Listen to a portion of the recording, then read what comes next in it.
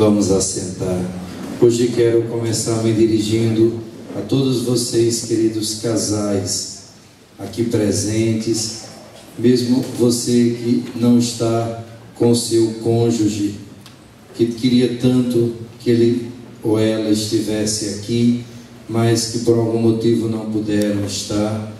Mas saiba que quando você comunga, quando você está em comunhão com Deus, o seu cônjuge também é alcançado, porque pelo casamento, pelo sacramento do matrimônio, vocês se tornaram uma só carne. Então, quando um recebe Jesus, quando um reza, o outro também é alcançado. O outro, mesmo que não queira ou não manifeste, mas vocês são um só. O que vos une é infinitamente maior do que o que pode vos separar. Por isso, pelas mãos de Nossa Senhora de Fátima, do Santo Anjo de Portugal, que vamos meditar hoje sobre a sua segunda aparição aos 3 pastorinhos em 1916, pela intercessão de 2 crianças, Jacinta e Francisco Mártir, hoje santos da igreja.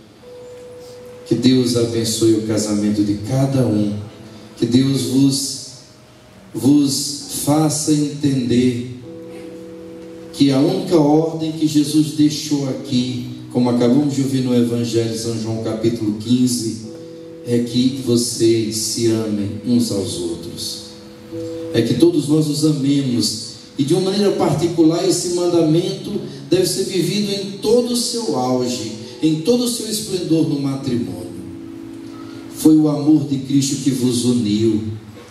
Um casamento, meus irmãos, é algo divino, sagrado. Um casamento é quando Deus escolhe 2 pessoas para transformar numa só. Uma só carne, um só coração, um só amor, uma só vida. Por isso que Deus colocou no casal a capacidade de gerar uma vida, de com ele co-criar uma pessoa imortal, um ser humano que tem começo, mas não tem mais fim, que vai viver eternamente ou com Deus ou fora de Deus, ou no céu ou no inferno. Isso é uma responsabilidade muito grande. Quem tem filhos aqui, levante a mão. Um dia você vai ter que devolver esses filhos a Deus, e você vai ter que prestar contas desse dom que você recebeu. É um dom, mas é uma responsabilidade. Você imagina se um dos seus filhos se perderem, se você no céu, você vê um filho seu no inferno, e você dizendo: eu podia ter rezado mais, eu podia ter me sacrificado mais, eu podia ter perdoado mais, eu podia ter ido atrás dessa ovelha desgarrada, eu podia ter feito mais pelo meu filho. E imagino que será escutar: entre nós e vós há um abismo intransponível, os daqui não podem vir para cá e os de lá não podem vir para os daqui não podem ir para lá e os de lá não podem vir para cá. Imagine a dor de um pai e de uma mãe, ou de um filho, de ver o seu pai e a sua mãe no inferno. Sim, porque nós vamos ter consciência. A palavra de Deus nos mostra isso naquele evangelho do rico e do pobre Lázaro. Lázaro no céu, no seio de Abraão, ele via aquele seu antigo amigo rico, né? Agora no inferno, e aquele do inferno via Lázaro sendo servido pelos anjos de Deus em delícia. Então nós vamos ter consciência, nós vamos saber, e é uma dor que não tem mais fim. Apesar de estar no céu, você saber que alguém que nasceu de você, alguém que Deus lhe confiou, se perdeu, ou alguém que foi uma só carne com você, que está no inferno, alguém que gerou os filhos com você.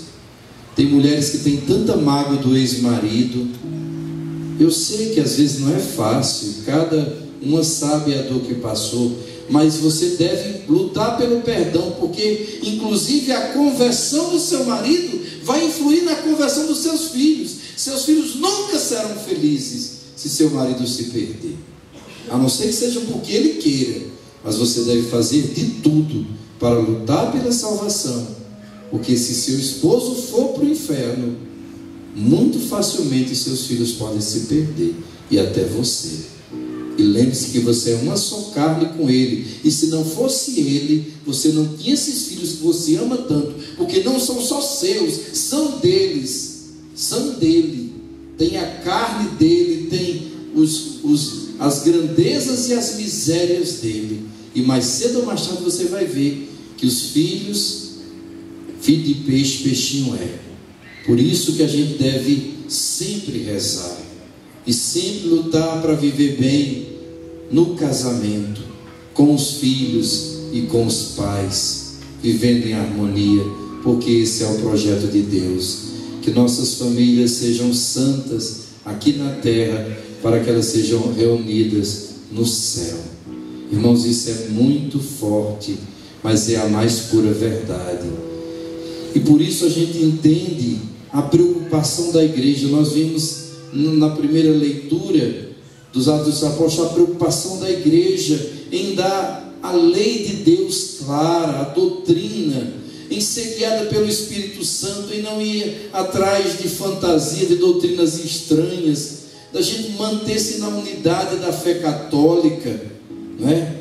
Os apóstolos se reúnem no primeiro concílio, o concílio de Jerusalém, e eles então, cheios do Espírito Santo, convictos de qual é a vontade de Deus, eles depois escolhem Barsaba e Silas, e os manda com Saulo e com Barnabé até a igreja de Antioquia, a todos os pagãos, primeiro dizendo que eles são muito bem-vindos, que Jesus veio para todos, que é uma alegria acolhê-los, que Jesus não veio só para o povo judeu, que Jesus veio para todos os homens e mulheres de boa vontade, que eles são chamados à salvação, que é uma grande alegria. Depois eles pedem perdão e eles dizem que não foi eles que mandaram aquelas pessoas causar confusão, ensinar doutrinas estranhas, querer nos dividir, querer dividir a igreja de Deus, que eles não devem obedecer a essas pessoas, mas que a ordem de Deus, através deles e do Espírito Santo, é muito clara. Porque decidimos, o Espírito Santo em nós, é muita autoridade você dizer em nome do Espírito Santo, é porque Jesus disse: quem vos escuta, a mim escuta, porque Jesus deu o seu Espírito à sua igreja, deu o Espírito ao Papa, deu o Espírito Santo aos nossos bispos, que unidos ao Papa se reúnem em concílio e ali definem a doutrina, os dogmas de fé, e eles dizem: não vos impor nenhum fardo, além dessas coisas indispensáveis. Quais são aquelas coisas que eram indispensáveis, não é? Naquele momento e sempre: abster-se de carne sacrificada aos ídolos. Um católico, um cristão fervoroso, um homem praticante, uma mulher praticante, não pode se envolver com idolatria, não pode outra religião, não pode fazer esses banquetes, participar de despacho, não sei o que, comer comida consagrada. Todo alimento que você come, toda a água que você bebe, tudo que você consumir, você deve sempre consagrar a Deus. Está num restaurante, não tem vergonha de manifestar a sua fé, fazer o sinal da cruz, rezar um Pai Nosso, abençoa, Senhor, a nós esse alimento. Jesus disse que você pode beber veneno, não lhe fará mal nenhum. Quando veneno a gente não toma? Doutora Gisela disse uma coisa que eu fiquei impressionado. Ela disse que é impressionante a quantidade de agrotóxico que a gente consome no Brasil por ano. Ela disse lá uma quantidade, eu não me lembro mais, mas é uma coisa exorbitante. Quer veneno pior que agrotóxico? Imagina o que é que tem para manter aquela tomate sem nenhum bicho, aquela tomate verde, vermelha, toda bonita. Imagine para maçã, para tudo com agrotóxico, e a gente vai comendo isso, por isso que tanto câncer, por isso que tanta enfermidade. Então você reza da comida. Outra coisa, se rezar, você tem que colocar a quantidade que você vai comer. Você pega a água benta, usa um pouco de água benta e joga o resto fora. Não pode jogar comida consagrada fora, não pode deixar resto no prato. Tem tanta gente passando fome.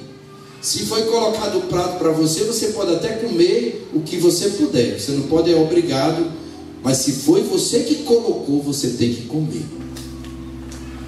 Por isso, porque é comida consagrada a Deus agora. É comida benta.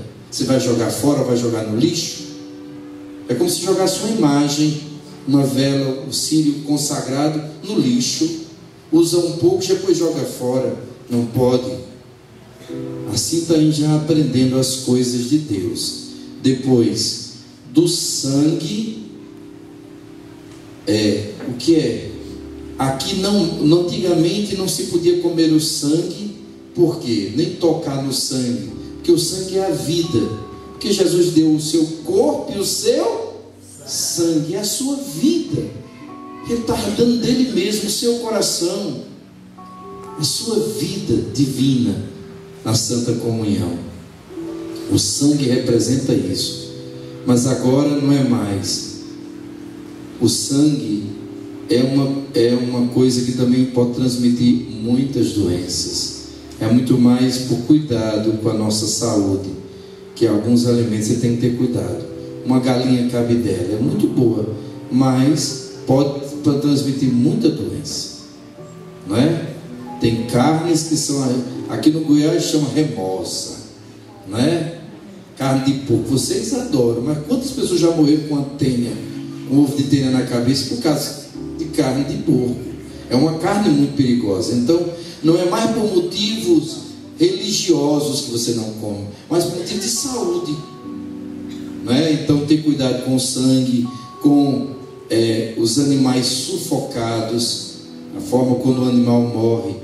Depois pode transmitir tanta doença. Eu conheço uma pessoa que ela comeu um pedaço de carne e o gato tinha sido vacinado, a vacina ficou concentrada ali e ela morreu, não é? Viu a óbito? Quantas pessoas morrem? Imagine os animais sufocados, a maneira como são mortos. Então é muito mais pela nossa saúde. Mas aqui tem uma coisa que é muito importante, eu quero falar também para os casais. E das uniões ilegítimas, a gente tem que se livrar disso. Uniões ilegítimas, o que é isso? Um casamento que não é casamento, um casamento que não é o sacramento, é uma união ilegítima, não é? Então a gente tem que ter muito cuidado, gente. Não é para, eu sei que hoje a realidade é muito difícil, cada caso é um caso, mas a gente tem que ter cuidado, ensinar os nossos filhos que casamento não é uma coisa qualquer, não apenas se juntou, não vamos fazer uma experiência, não é isso, não é uma união qualquer, não é apenas porque a pessoa está grávida que vai ter que se casar, deve ter se preparado antes. A castidade, quando a igreja fala da castidade, alguns acham que a igreja quer ser rigorosa demais. Eu quero perguntar a você, você gostaria que seu pai e sua mãe se conhecessem numa noite, tivessem uma relação sexual e você fosse gerado? Você gostaria de nascer de uma união dessa? Você gostaria de nascer de uma união onde seu pai tivesse alcoolizado, sua mãe tivesse fora de si? Ninguém gostaria.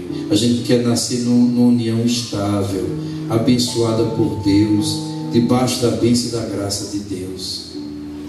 Gente, como é maravilhoso a pessoa vir para a igreja, o casal vir para a igreja receber Jesus, chega em casa, tem união e ali uma criança é gerada. Olha que criança vai ser gerada, que bênção. Eu fico imaginando como cada um de nós aqui foi gerado, não é? Eu atendi uma vez um rapaz, ele disse: Frei, eu sou fruto de um adultério. Meu pai vivia com a mulher dele, conheceu minha mãe, e aí os dois se apaixonaram e me tiveram. Eu disse: mas olhe sua vida, meu filho, como desde pequeno Deus foi tão bom com você, que você, fruto de um pecado, mas Deus lhe escolheu, e hoje você é chamado, sabe para quê? Desde pequeno você vive na igreja, você é chamado agora para ser um instrumento para a salvação dos seus pais. Leve a sério o seu casamento. Graças a Deus você se casou na igreja, tudo direitinho, você teve uma chance que seus pais não tiveram, e agora você vai rezar, interceder e chamar e lutar para que seus pais se voltem para Deus. Gente, como é bonito isso. E é isso que o anjo hoje vem nos ensinar nesta segunda aparição de Nossa Senhora. Na primeira aparição, na primavera, ou seja, por volta do mês de abril ou maio de 1916, o anjo aparece, como nós vimos ontem, se ajoelha e se prostra até onde? Até o chão, e ensina aquela linda oração. Qual foi a oração que ele ensinou? Meu Deus, eu creio, adoro, espero e amo. Primeira coisa, ensina a fé, eu creio, a adoração, a esperança e a grande caridade para com Deus e para com o próximo. Ensina as três grandes virtudes. Quais são as três maiores virtudes? As virtudes teologais: a fé, a esperança e a caridade, que levam à adoração. O que é adorar a Deus? É viver uma vida de fé, de esperança e de caridade.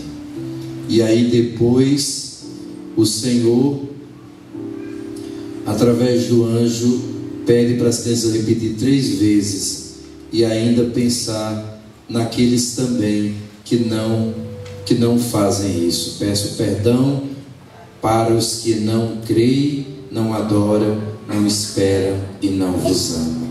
Repetiram 3 vezes e as crianças ficaram envolvidas. Mas, meus irmãos, o tempo vai passando e nem sempre. Vocês lembram que Lúcia dizia que eles ficaram, depois da primeira aparição do anjo, eles ficaram numa atmosfera espiritual tão grande que parece que eles nem sentiam, nem entre eles falavam nada, eles só rezavam, eles sentiam, no outro dia, parece que eles sentiam-se fora do corpo, estavam tão tocados. Mas o tempo foi passando, chegou o verão, e o verão na Europa é muito forte. Os meses de verão, mês de junho, julho, agosto e setembro, às vezes chega a dar 40 graus. É muito, muito quente. As crianças, então, elas fazem o seguinte: elas saem mais cedo com os rebanhos. Aí, quando o sol começa a ficar mais forte, elas voltam para casa, colocam os rebanhos no redil. É na casa de Lúcia. Quando você for em Fátima, você vai na casa dos pastorinhos. Casa de Lúcia, o pai de Lúcia era o proprietário, inclusive, daquelas terras ali onde ficava a cova da Iria. Ele tinha muito mais bens, ele era bem mais rico do que os pais de Francisco e Jacinta, que eram bem pobres, né? Então a casa de Lúcia é bem melhor e maior, e lá ficavam os rebanhos todos, tinha espaço, e tinha um grande quintal, e as crianças, então, depois de deixar as ovelhas comerem um pouco, elas iam brincar no poço do Arneiro, que é um poço que tem lá no fundo da casa de Lúcia. Elas estão ali brincando. De repente, diz Lúcia, vimos junto de nós a mesma figura do anjo. Como seria diferente, meus irmãos, o nosso comportamento, se a gente pudesse ver que sempre perto de nós tem o anjo do Senhor. O anjo do Senhor está sempre ao nosso lado. Ele é a presença de Deus. Lá no Êxodo tem uma palavra assim: eis que envio o meu anjo adiante de ti, para te conduzir à terra que eu te preparei. Você deverá temê-lo, porque ele leva o meu nome. Então o anjo é a presença de Deus. Toque assim no seu ombro direito. A mão dele está aí sobre você. Vamos rezar? Santo anjo do Senhor, meu zeloso guardador, se a ti me confiou a piedade divina, sempre me rege, me guarda, me governa, me ilumina. Amém. Irmãos e irmãs amados, as crianças de novo, elas que já estavam perdendo um pouco aquela sensação da presença de Deus, da oração, já estavam um pouco mais dispersas. Elas estão fazendo brincadeiras inocentes, né? Mas elas escutam do anjo: que fazeis? Disse o anjo. Não porque ele não soubesse o que elas estavam fazendo, claro que ele sabia, mas quando a gente vê uma pessoa fazendo algo que ela não devia estar fazendo naquela hora, está fazendo o que aqui? Não é assim que a gente diz? Não é? Então, não era para elas estarem brincando, o sol estava forte, mas elas podiam estar em oração. Aqui nós precisamos entender uma realidade que o anjo ensinou às crianças, da parte também de Nossa Senhora. É para a gente aprender. Dia vivido nunca mais virá. Por exemplo, o dia 4 de maio, de 2018, ele já está chegando quase ao final. Nunca mais a gente terá um 4 de maio de 2018, nunca mais. O que foi feito, foi feito. O que aconteceu, aconteceu. Como é que você viveu esse dia? Você aproveitou? Santa Rosa de Lima, uma grande santa de Deus, uma mulher muito, muito íntima de Nosso Senhor, ela diz assim: cada dia que Nosso Senhor nos dá é uma moedinha que Ele coloca em nossas mãos para a gente comprar a salvação que Ele mesmo nos adquiriu com seu sangue. Ou seja, quantas moedas nós recebemos e jogamos fora e perdemos? Quanto tempo perdido? Bata no seu coração e diga: meu Deus, quanto tempo perdido, quanto tempo eu passei sem te servir, quanta água passou já debaixo da ponte e não volta nunca mais. Meu Deus, me perdoe. Santo Agostinho dizia assim: tenho medo da graça de Deus que passa e eu não aproveito, porque aquela graça se passou, nunca mais eu a terei. Posso até ter outra.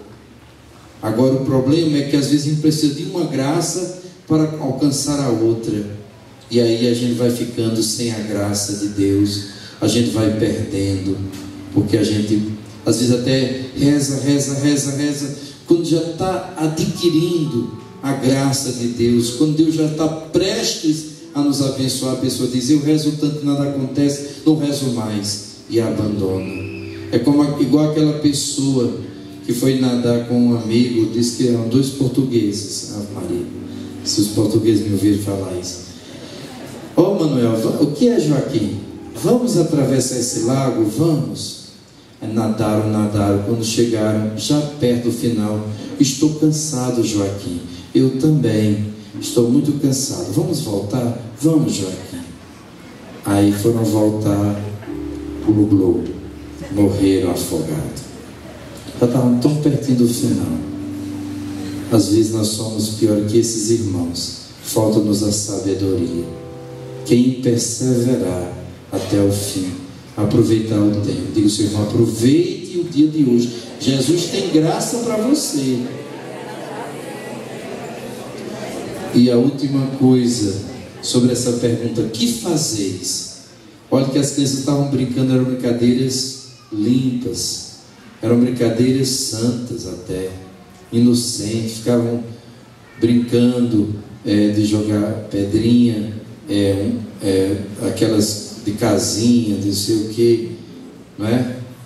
Somente as 2 meninas. Francisco gostava muito de tocar flauta doce, ficar lá tocando flauta, não é? Ou rezando, ou contemplando a natureza, ou pensando em coisas boas da vida. Agora, imagine hoje, nossas crianças, vou começar nossas crianças, mas também nós, perdendo tanto tempo com o computador. A gente fica o dia todo mandando mensagem. Até nos grupos da comunidade, às vezes tem que acabar isso. A pessoa fica toda hora: olha, tem um dia maravilhoso, esse coraçãozinho. Isso é balela. Ai, que mensagem linda. Você é maravilhoso. Você tem um dia lindo, não sei o quê. Isso não enche barriga de ninguém. Vai rezar seu texto, seu rosário, que é muito melhor. Isso é só emoção. Isso é só uma chuvinha de verão. Passou, acabou, daqui a pouco, no final do dia você nem lembra mais. Chorou, me emocionei. Lágrima de crocodilo na hora. Isso é futilidade, é fogo de palha. Isso não muda a vida de ninguém. Ou então outros ficam mandando. Aí fulano caiu e fica mandando aquelas piadinhas, aquelas pegadinhas, aquelas besteiradas. E a pessoa fica do desespero de ficar vendo cada vez mais isso. Quanta perda, bata no peito. Você não, que é tudo santo, né?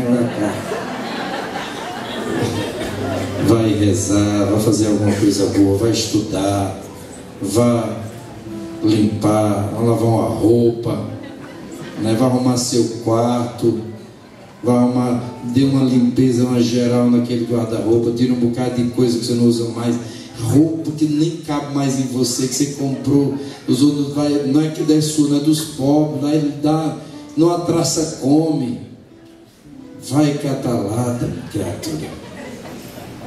Fazer alguma coisa que preste, né? Preparar uma comidinha melhor, botar água benta ali naquela comida.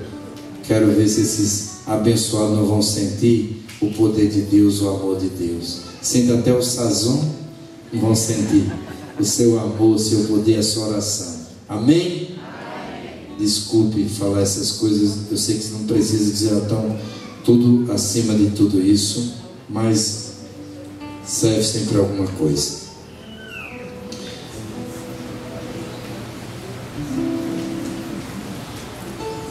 Algum tempo depois, Nossa Senhora vai dizer para as crianças: vistes o inferno, para onde vão as almas dos pobres pecadores. Para os salvar, Deus quer estabelecer no mundo a devoção ao meu imaculado coração. Então, o pensamento nos infinitos sofrimentos do inferno comoveu profundamente o coração de Jacinta. Lúcia foi a sua catequista. A pergunta de Jacinta: aquela senhora disse que muitas almas vão para o inferno, mas o que é o inferno? Lúcia esclareceu: Jacinta, o inferno é uma cova de bichos e uma fogueira muito grande, e vai para lá quem faz pecados e não se confessa, e fica lá para sempre a arder. Jacinta: e nunca mais sai de lá, Lúcia? Não. Jacinta diz: e depois de muitos anos? Não, o inferno nunca acaba, minha filha, e o céu também não. Quem vai para o céu nunca mais sai de lá, e quem vai para o inferno também não. Não vês que são eternos, que nunca se acabam? O que mais então impressionou Jacinta foi o fato do inferno ser eterno. Por isso o anjo diz: que fazeis? Orai, orai muito. Diga para o seu irmão: orai, orai muito. Os corações santíssimos de Jesus e de Maria têm sobre vós desígnios de misericórdia. Ofereceis constantemente ao Altíssimo orações e sacrifícios. Meus irmãos, orar muito significa viver na presença de Deus, fazer as nossas orações. Tem gente que diz assim: vocês rezam muito, estão direto com esse rosário. Sabe por quê? Do muito a gente pode tirar o menos, mas do menos a gente não tira nada.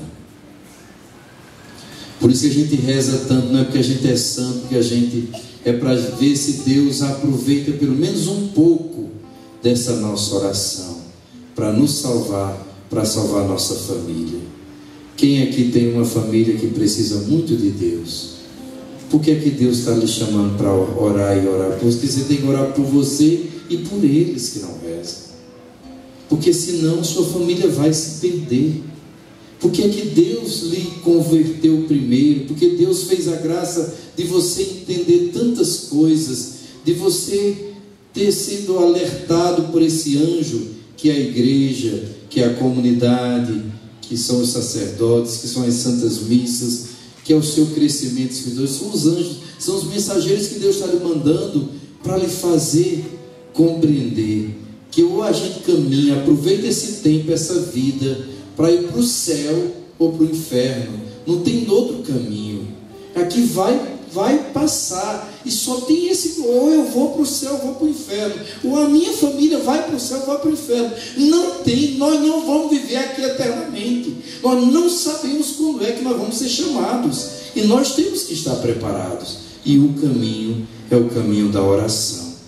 Orai e orai muito. Os corações de Jesus e de Maria têm muitos desígnios, ou seja, têm planos de amor.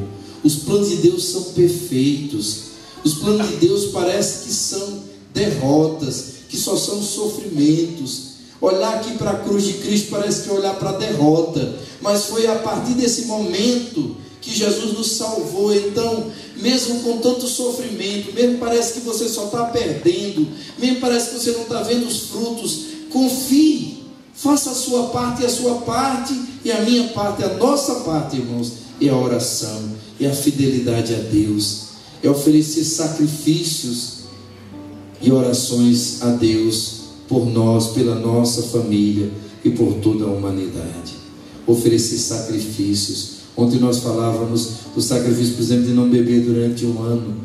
Tanto você que gosta e sabe beber, como você que não pode, mas mesmo assim bebe.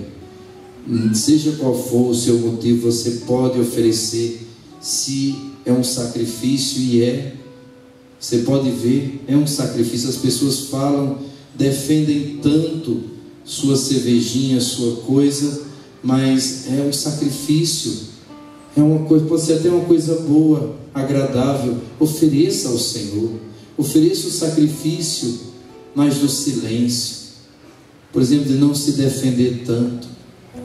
Ofereça o sacrifício de não revidar aquela mágoa, aquela vingança que você estava preparando contra alguém.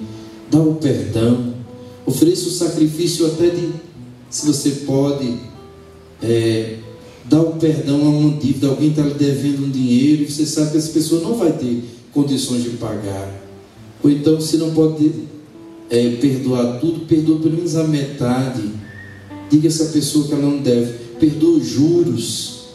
Tenta dar um desconto. Facilita para ela. Se coloca no lugar dela. Faz isso como um sacrifício. O que você perder, Deus vai lhe dar em dobro. Ou você não confia que Deus é bom com quem sabe ser bom? O sacrifício de suportar com mais paciência aquele vício, aquele temperamento difícil de um cônjuge. Como é difícil, principalmente para algumas esposas, não é? Suportar, às vezes assim, o mau gênio, o caráter um pouco difícil do marido. Mas uma mulher santa, ela santifica o seu lar. Quando a mulher que é doida na casa, é difícil, viu, gente? Uma mulher doida, me perdoe as doidas, mas uma mulher doida, você foge dela como se for o diabo foge da cruz. Homem, se você quiser casar, olhe se essa mulher presta, se for uma mulher doida, você é doido pior do que ela se você ficar com ela. Mulher doida, mulher infiel, mulher banda voou, você foge dela. Homem também, mas o homem é mais, não é porque eu sou machista não, mas o homem é mais fácil de converter do que a mulher. Uma mulher, ela é tão santa, ela pode ser tão forte e tão sábia, que ela muda a maioria dos homens. O homem é a cabeça, a mulher é o pescoço. Leva a cabeça quando ela quer. Se ela souber, se ela for sábia, ela leva. Quando quer pecar, não é assim? Uma safada aí do mundo não faz tudo e rouba seu marido, porque ela sabe as técnicas. Mas você não vai usar essas técnicas baixas. Você vai usar a sabedoria e a santidade de Deus. E você vai provar para o seu esposo que você ama e confia nele. Sei que é difícil isso. Sei que muitas dizem, isso aí é tolice. Se o homem trai, vamos trair também. Então ele caiu na lama, você também vai cair na lama. Você acha que você vai ter alguma dignidade de fazer as mesmas coisas erradas que ele fez só para se vingar dele? Isso é dignidade? Isso vai resolver alguma coisa? Isso vai santificar seu casamento? Isso vai tornar sua vida melhor? Ficar experimentando outros relacionamentos só porque você acha que tem os mesmos direitos? Isso não é direito, isso é perdição, tanto para ele como para você. Seja uma mulher santa, seja um homem santo, não é? Leve sua família para Deus. Sacrifício de todos os dias, acordar naquela hora para ir trabalhar, levar seu trabalho a sério, com amor, porque é ali de onde você tira seu sustento. Isso é o que santifica, isso é o que o anjo está pedindo, isso é o que Nossa Senhora pede, não só dos pastorinhos, mas pede de cada um de nós, pede dos nossos casais, dos filhos, dos pais, dos jovens, das crianças, dos adolescentes. Pai, crie seus filhos com amor, mas também com limites, mostrando que é possível ser honesto nessa sociedade tão banalizada, tão corrompida. Ensine as coisas de Deus e você vai ter, com muita probabilidade, uma bênção dentro da sua casa. E mesmo que se esse filho, essa filha lá na frente se desviar, um dia volta, porque Jesus já entrou nele. Eu acho tão bonito isso. Antes de uma criança, de um adolescente experimentar a sexualidade, antes de um outro corpo, desculpe o termo, desculpe a colocação, antes de outro corpo entrar nela, o primeiro corpo que vai entrar é o corpo de Cristo, a primeira comunhão. Antes de se perder na sexualidade, ela já tem que receber Jesus, ela tem que se confessar, porque ela tem que ser batizada, porque a semente de Deus está ali dentro dela. E um dia essa semente que não morre vai dar frutos. Amém? Trabalhemos, lutemos. Que fazeis? Orai, orai muitos. Os corações de Jesus e de Maria têm desígnios especiais sobre vós. Ofereceis a Deus sacrifícios e orações, porque muitas almas vão para o inferno, porque ninguém se sacrifica por elas. Louvado seja nosso Senhor Jesus Cristo. Com esse desejo, irmãos,